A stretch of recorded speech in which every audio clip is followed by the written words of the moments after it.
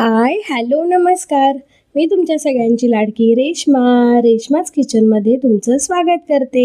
आज आपण मशरूमची बिर्याणी बनवणार आहोत. चला तर मग बघूया ही मी कशी बनवली आहे. इथे मशरूम मी स्वच्छ धुवून साफ करून घेतलेले आहेत.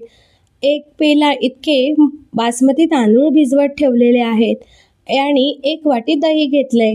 त्याच्यामध्ये धना पावडर, काश्मीरी लाल पावडर, हळद, घरातला घरगुती मसाला, किचन किंग मसाला, मीठ आणि बिर्याणी मसाला असं सगळं घालून छान आपण एक पेस्ट करून घेणार आहोत. ह्याच्यामध्ये थोडीशी अद्रक लसूणची पेस्ट घातली तरीही चालेल. इथे मी थोडीशी पुदिन्याची पानं कापून घातलेली आहेत आणि मिक्स करून घेतलेलं आहे. मग मशरूमचे जर मोठा असेल तर त्याचे 4 तुकडे, छोटा असेल तर 2 तुकडे असं करून छान मॅरिनेट करायला अर्धा ते 1 तास ठेवून द्यायचं. मग आता आपण भात करून घेऊया. तांदूळ मी भिजत घातले होते स्वच्छ धुवून. आता एका टोपामध्ये तूप घालून त्याच्यामध्ये सगळे खडे मसाले घालून घ्यायचे आहेत आणि तांदूळ घालून परतवायचं आहे. मग त्याच्यामध्ये पाणी आणि मीठ घालायचं आहे. ते शिजले 80% का ते आपण एका जाळीमध्ये स्ट्रेन करून घेणार आहोत. आता आपण करूया मशरूमची ग्रेव्ही. त्याच्या आधी आपण बरिस्ता करून घेणार आहोत. त्याच्यासाठी मी 2 मोठे कांदे उभे कापून घेतले होते. ते आपण छान बरिस्ता करून काढून घ्यायचे आणि मग जो कांदा बाकीचा आहे तो त्याच्यामध्येच ठेवायचा आणि मग काय करायचं, त्याच्यावर टोमॅटो घालायचा, अद्रक लसूणची पेस्ट घालायची आणि मीठ घालायचं, जेणेकरून टोमॅटो लवकर शिजतील.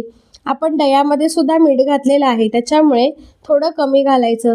इथे सुद्धा थोडे थोडे मसाले घालायचे, लाल तिखट, गरम मसाला वगैरे, आणि जे मॅरिनेट केलेले मशरूम आहेत ते घालायचे आणि छानपैकी मिक्स करून शिजवत ठेवायची. आपण 10 ते 15 मिनटं मशरूम चांगले शिजवून घेणार आहोत.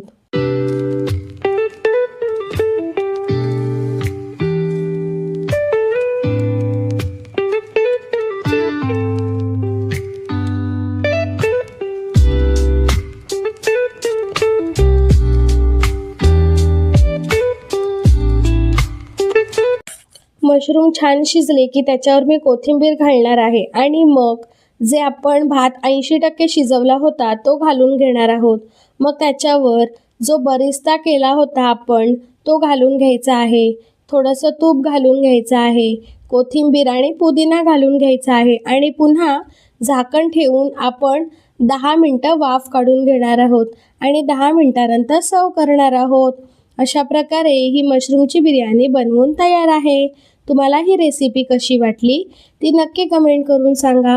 रेश्माज होम किचन या यूट्यूब चॅनलला नक्की